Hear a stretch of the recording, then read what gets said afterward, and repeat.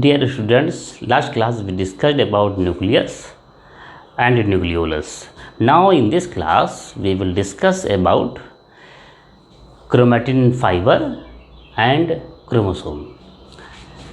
Chromatin fiber.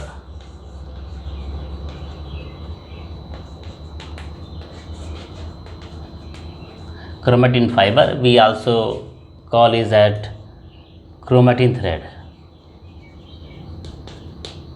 Chromatin thread.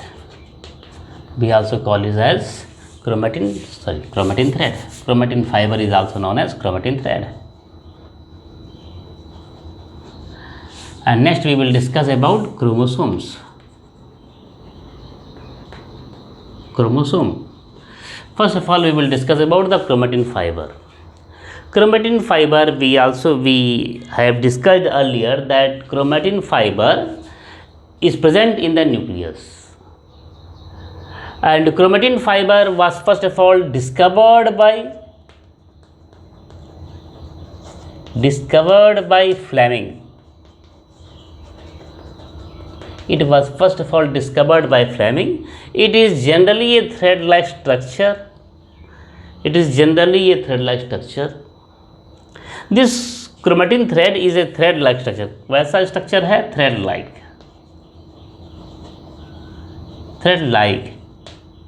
Hence we call it that chromatin thread. इसलिए हम उसका नाम chromatin thread बोलते हैं.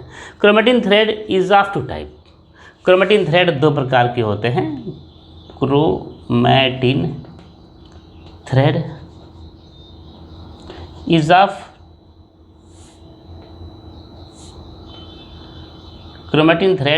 two types. Number one, heterochromatin.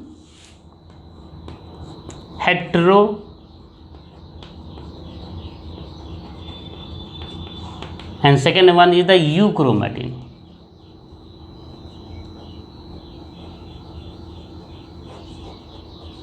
First one is the heterochromatin and second one is the euchromatin. Heterochromatin. Inactive part of chromatin is known as heterochromatin. Chromatin thread का, chromosome का inactive, chromatin thread का जो inactive part होगा, non functional part होगा, उसी को मैं heterochromatin बोलता हूँ. Inactive part of chromatin, inactive, these are inactive chromatin is known as heterochromatin. These are inactive chromatin is known as heterochromatin, and active chromatin is known as euchromatin. Inactive और active chromatin है. Active होगा तो क्या करेगा? Active होगा तो protein बनाएगा. Active होगा तो बनाएगा क्या? एक्टिव होगा तो प्रोटीन फॉर्मेशन, प्रोटीन सिंथेसिस करेगा, प्रोटीन बनाएगा. इनएक्टिव होगा तो क्या हो जाएगा? No protein synthesis. इनएक्टिव होगा तो कोई प्रोटीन सिंथेसिस नहीं करेगा. नो इनएक्टिव मतलब कोई प्रोटीन सिंथेसिस नहीं करेगा. एक्टिव है, यूक्रोमेटिन एक्टिव है, प्रोटीन सिंथेसाइज करेगा, प्रोटीन बनाएगा. इनएक्टिव है, हेट्रोक्रोमेटिन इनएक्टिव है, ये कोई भी प्रोटीन नहीं बनाएगा. No protein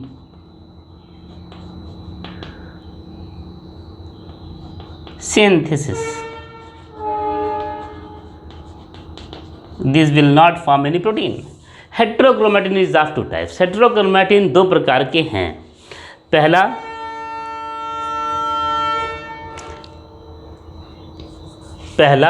facultative,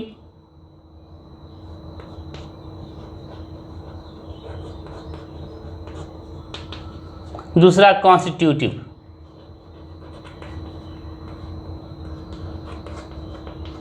heterochromatin is of two type. First one is the facultative heterochromatin, HC में लिख रहा हूँ, मतलब हेट्रोक्रोमेटिन. और दूसरा रहा है constitutive heterochromatin, HC means heterochromatin. तो chromatin thread is of two type, that is the facultative heterochromatin and constitutive heterochromatin. दो प्रकार के होते हैं. सबसे पहला मैं बात करूँगा फैकल्टेटिव हेट्रोक्रोमेटिन के बारे में. फैकल्टेटिव हेट्रोक्रोमेटिन, ये heterochromatin are the inactive chromatin are known as inactive chromatin are known as heterochromatin. Inactive chromatin को हेट्रोक्रोमेटिन बोलेंगे. एक्टिव क्रोमेटिन को यूक्रोमेटिन बोलेंगे। जो हमेशा के लिए इनएक्टिव होगा, हमेशा के लिए इनएक्टिव होगा, that is known as constitutive heterochromatin. जो हमेशा के लिए इनएक्टिव रहेगा, इनएक्टिव ऑल द टाइम, जो हमेशा इनएक्टिव ऑल द टाइम, जो हमेशा ही इनएक्टिव होगा, उसको मैं बोलूँगा constitutive heterochromatin.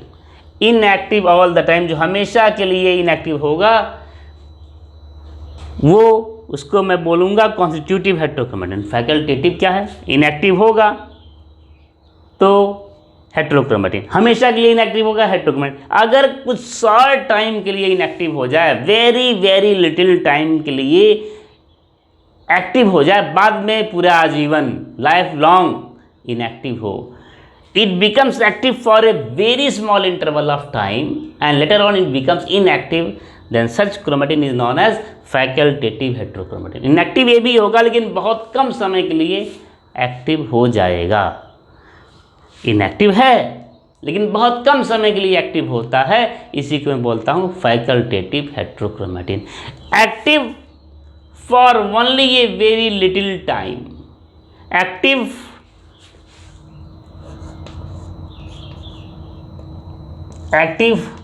for a little time,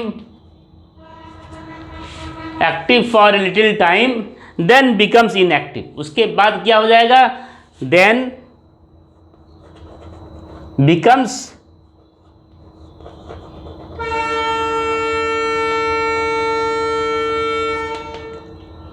becomes inactive।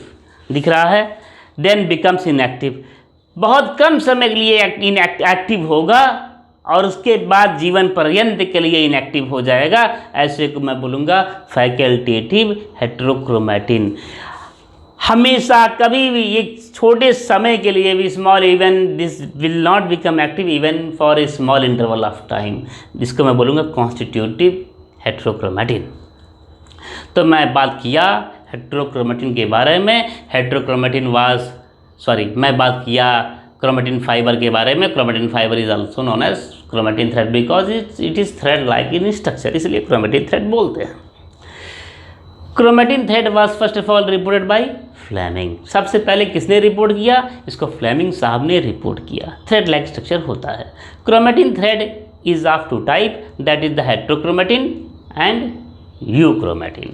heterochromatin are inactive and euchromatin are active। Heterochromatin inactive क्यों होता है? क्योंकि वो कोई प्रोटीन सिंथेसाइज नहीं कर सकता है, कोई प्रोटीन बना नहीं सकता है। यूक्रोमेटिन एक्टिव इसलिए होता है क्योंकि वो प्रोटीन सिंथेसाइज कर सकता है। दूसरा, प्रोटीन जो ये सिंथेसाइज कर रहा है, जो प्रोटीन ये सिंथेसाइज नहीं कर रहा है, ये हेट्रोक्रोमेटिन दो प्रकार का होता है, facultative and constitutive. Facultative heterochromatin उसको बोलते हैं that becomes active, facultative heterochromatin becomes active for a very small interval of time, later on it becomes inactive, while constitutive heterochromatin never becomes active even for a small interval of time। Active कभी होता ही नहीं, ये तो active बहुत कम समय के लिए होता है और ये हमेशा एक्टिव होता है।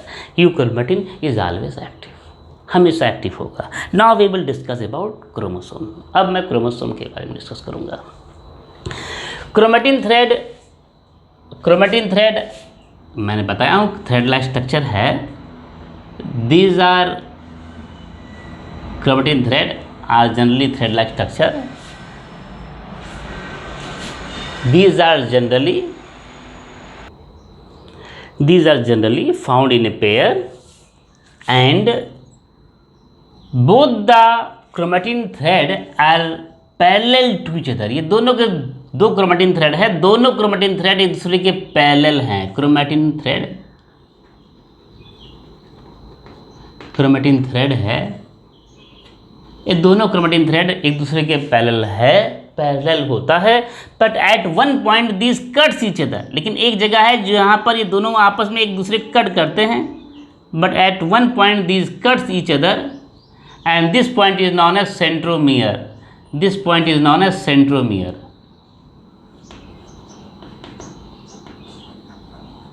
This point is known as centromere. Chromatin thread are a pair in number and are parallel to each other.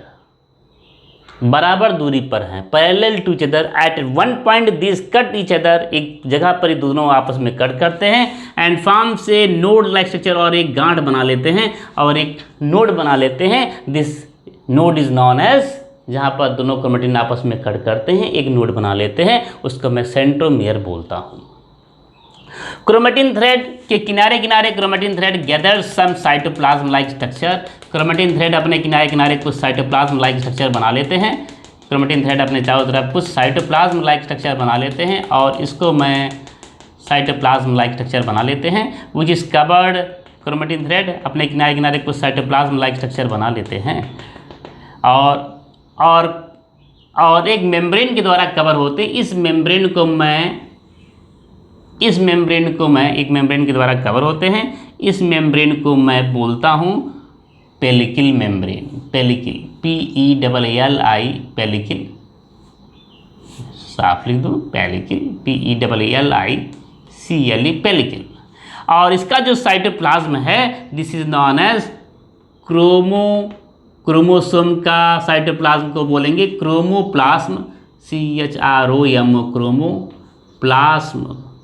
और this are also known as matrix. इसी को मैं मैट्रिक्स भी बोलता हूँ, मैट्रिक्स या METRIX. Matrix is most commonly हम लोग इसको मैट्रिक्स ही बुलाते हैं. मैं इतनी बात बताया. Chromosome pellicle. क्रोमोसोम कैसे बनेगा? क्रोमेटिन थ्रेड आ जाएगा. क्रोमेटिन थ्रेड कंडेंस फॉर्म में आ जाएगा. When the chromatin thread becomes condensed it accumulates some, अपने किनारे किनारे कुछ जो है क्रोमोप्लाज्म इकट्ठा कर लेगा, किनारे किनारे मेम्ब्रेन बना लेगा. क्रोमेटिन थ्रेड का कंडेंस फॉर्म को मैं क्रोमोसोम बोलता हूँ. Condense form of chromatin thread is known as chromosome. Chromosome was first of all reported by, सबसे पहले क्रोमोसोम को सबसे पहले हॉफमिंस्टर साहब ने रिपोर्ट किया था. डिस्कवर्ड बाय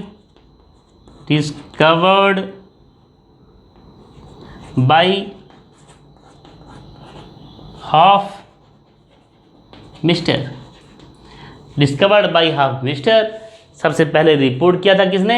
हॉफमिस्टर साहब ने इसको रिपोर्ट किया था. Later on the term chromosome, नाम किसने दिया है? देखा तो हॉफमिस्टर ने. Term chromosome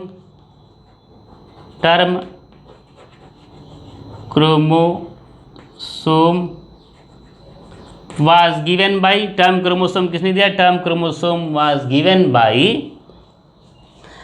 वेल्डेर.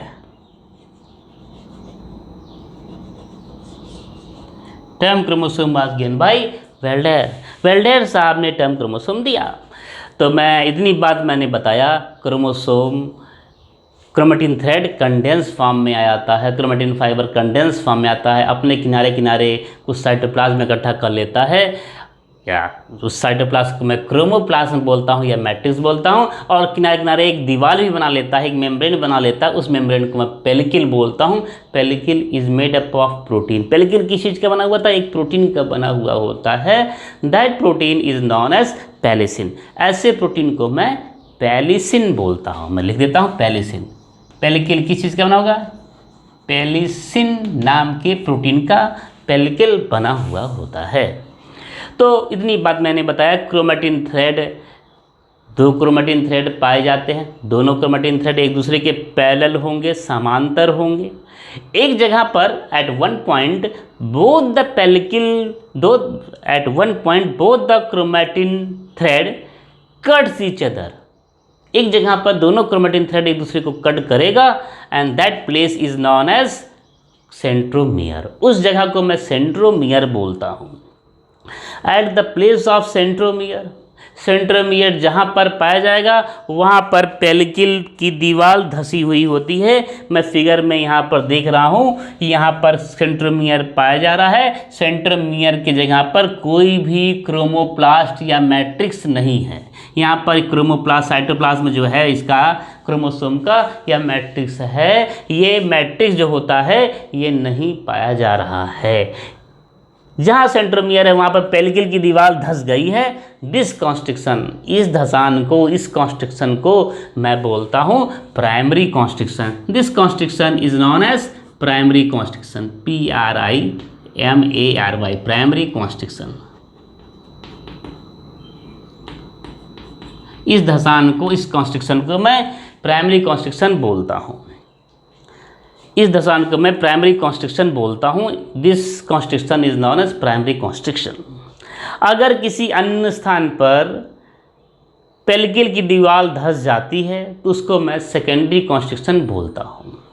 If pellicle wall is constricted somewhere else then it is known as secondary constriction. एक ही जगह पर जो मैं क्रोमोसोम बनाया हूँ उसमें एक ही जगह पर पेलिकल की दीवार धंसी हुई है, इसको मैं प्राइमरी कॉन्स्ट्रिक्शन ही पाया जा रहा है, सेकेंडरी कॉन्स्ट्रिक्शन इसमें नहीं पाया जा रहा है। क्रोमोसोम नंबर हम लोग में, ह्यूमन बींग्स में कितने क्रोमोसोम पाते हैं? In human beings 23 pairs of chromosomes are present. Human beings में 23 जोड़े क्रोमोसोम पाए जाते हैं, 23 जोड़े क्रोमोसोम पाए जाते हैं, सभी को मालूम। ये जो 23 जोड़े क्रोमोसोम है उसमें से pair number 13,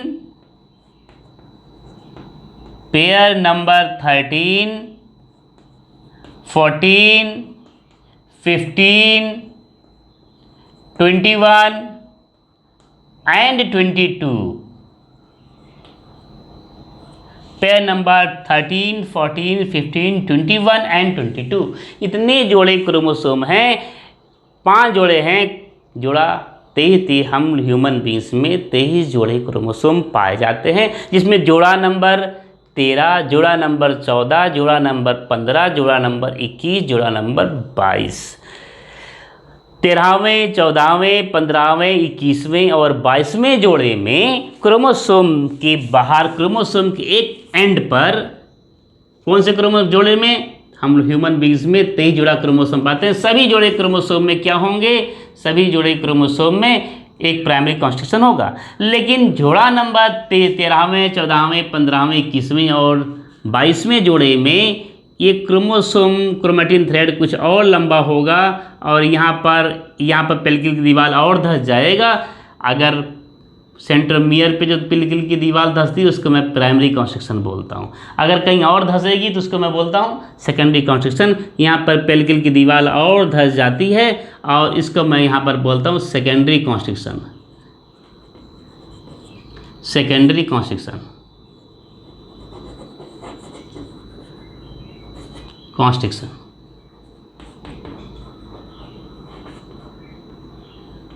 and this is known as secondary constriction. इसको मैं सेकेंडरी कॉन्स्ट्रिक्शन बोलता हूँ। पेयर नंबर 13, 14, 15, 21 एंड 22 में एक एडिशनल स्ट्रक्चर पाया जाएगा और इस स्ट्रक्चर को मैं बोलता हूँ इस स्ट्रक्चर को मैं बोलता हूँ satellite, SATALITE। This structure is known as satellite.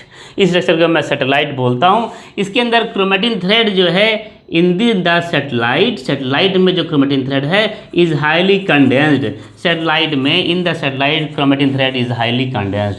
Chromatin thread highly condense form में पाया जाता है, एक दूसरे के आपस में गुथा हुआ रहता है, कन्वोल्यूटेड, हाईली कंडेंस फॉर्म में पाया जाता है। समझ में आया कि नहीं आया? सभी में प्राइमरी कॉन्स्ट्रिक्शन पाया जाएगा, लेकिन क्रोमोसोम पेयर नंबर 13, 14, 15, 21 एंड 22 में एक एडिशनल स्ट्रक्चर पाया जाएगा जिसको मैं सैटेलाइट बोलता हूँ। Satellite consist of highly convoluted chromatin thread, एक दूसरे के पैरेलल वगैरह इसके अंदर क्रोमेटिन थ्रेड जो पाए जाते हैं, हाईली कन्वोल्यूटेड क्रोमेटिन थ्रेड पाए जाते हैं। दीज कंसिस्ट ऑफ, इसके अंदर कौन सी क्रोमेटिन पाई जाती है? This consist of heterochromatin. ये कंसिस्ट क्या करेगा? हेट्रोक्रोमेटिन कंसिस्ट करता है। ये यू क्रोमेटिन सब है, लेकिन ये कौन सा क्रोमेटिन है? These are the heterochromatin, HETERO, heterochromatin. This consist of heterochromatin. ये हेट्रोक्रोमेटिन कंसिस्ट करता है। दिस कंसिस्ट ऑफ, बेटा ये हेट्रो कंसिस्ट करता है। ये यूक्रोमेटिन नहीं है, हेट्रोक्रोमेटिन क्रोमेटिन है।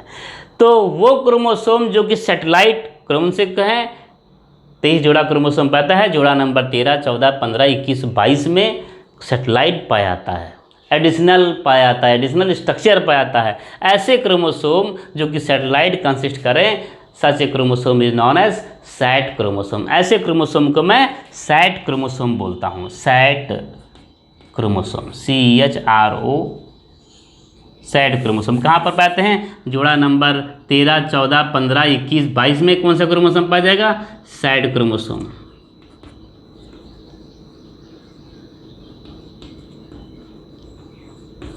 Pair number 13, 14, 15, 21 and 22 consist of satellite. These chromosomes are known as sad chromosome. इस क्रोमोसोम को मैं सैड क्रोमोसोम बोलता हूँ।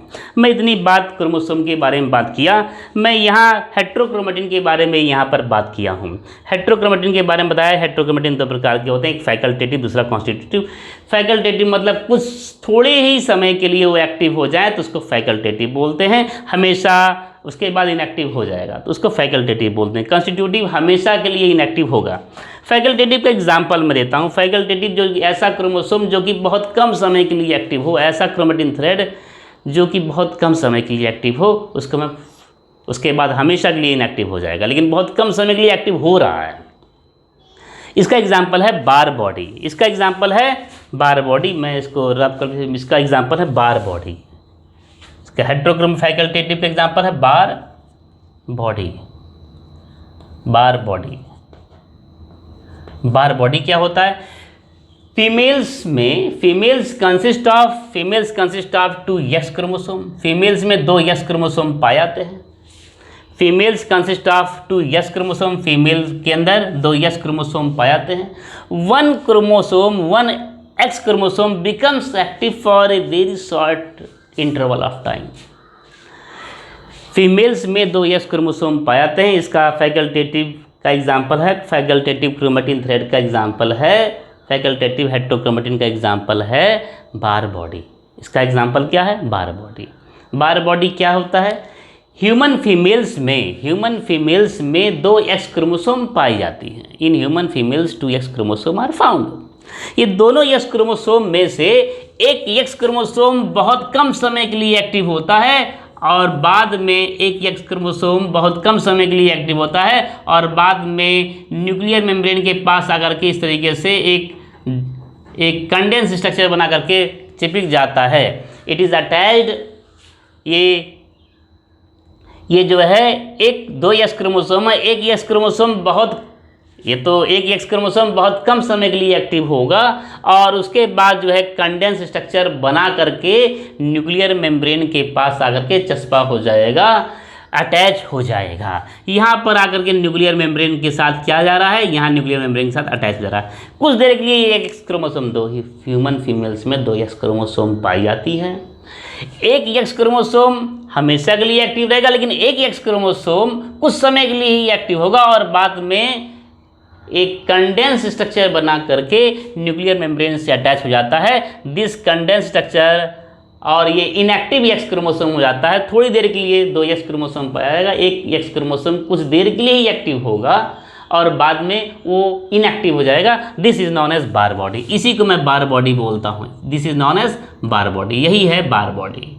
This is the Barr body. Inactive, कुछ देर के लिए ही क्रोमोसोम 2 एक्स क्रोमोसोम पाया जाएगा। एक एक्स क्रोमोसोम हमेशा एक्टिव रहेगा, लेकिन दूसरा एक्स क्रोमोसोम बहुत शॉर्ट इंटरवल ऑफ टाइम के लिए एक्टिव होगा, बाद में कंडेंस फॉर्म बना करके न्यूक्लियर मेम्ब्रेन के साथ अटैच हो जाता है। इसको मैं बोलता हूँ बार बॉडी। इसी को मैं बार बॉडी बोलता हूँ। फैकल्टेटिव हेट्रोक्रोमेटिन का एग्जाम्पल है Barr body. Now we will discuss about the type of chromosomes. अब मैं क्रोमोसोम्स के टाइप के बारे में डिस्कस करूँगा। On the basis of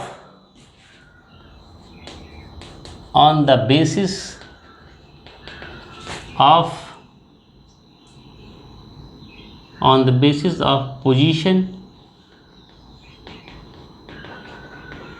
of chromatin on the basis of position of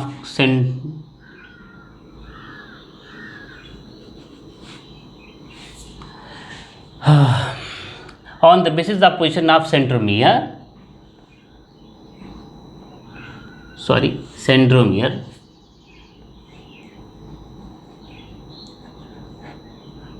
centromere on the basis of position of centromere, chromosome are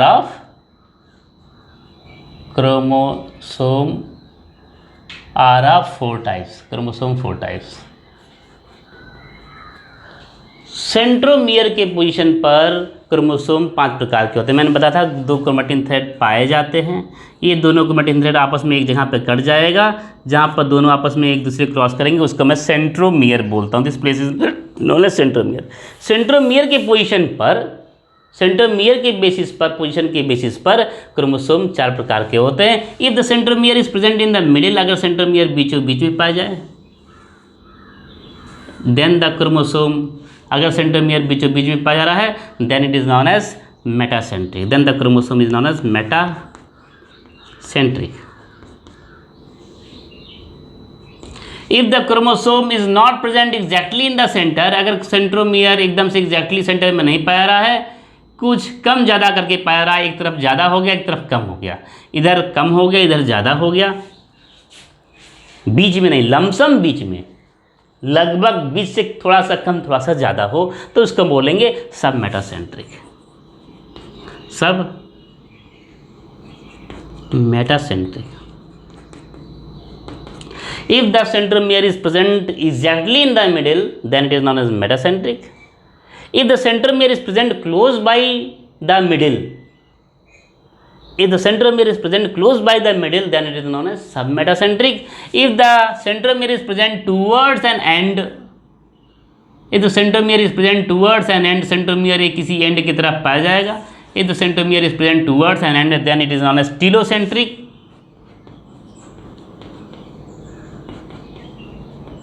Then it is known as telocentric. And if centromere is present at an end, एक ही छोर पर centromere पाया जाएगा, if the centromere is present at an end, centromere एक ही छोर पे पाया जाएगा, then it is known as acrocentric, ACRO, acro, CENTRIC, acrocentric. On the basis of position of centromere, chromosome is of 4 types. They are metacentric, centromere is present in the middle, submetacentric, centromere is present nearly to the middle, and telocentric, centromere is present towards an end, एक and की तरफ है, and पर नहीं, and की तरफ है।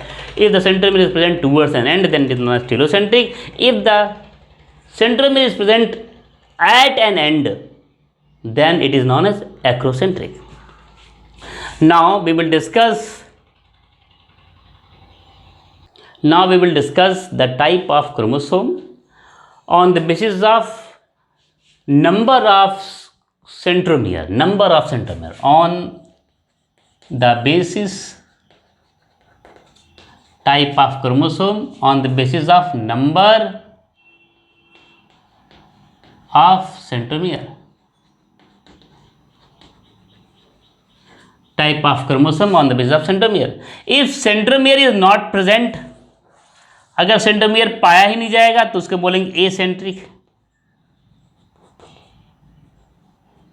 ये तो सेंट्रोमियर इज एब्सेंट, अगर सेंट्रोमियर पाया ही नहीं जा रहा है, ऐसे को मैं बोलूँगा एसेंट्रिक, मतलब एक दूसरे को कट ही नहीं कहीं कर रहा है, उसको मैं बोलूँगा acentric. If the centromere is not present, then it is known as acentric. If 2 centromere are present, then it is known as dicentric. Centromere पाया जा रहा है लेकिन 2 जगह कट कर रहा है, centromere is present but these cuts each other eight 2 places, एक सेंट्रोमियर ये, दूसरा सेंट्रोमियर ये, तो अगर ऐसा पाया रहा है तो देन द सेंट्रोमियर इज डाइसेंट्रिक।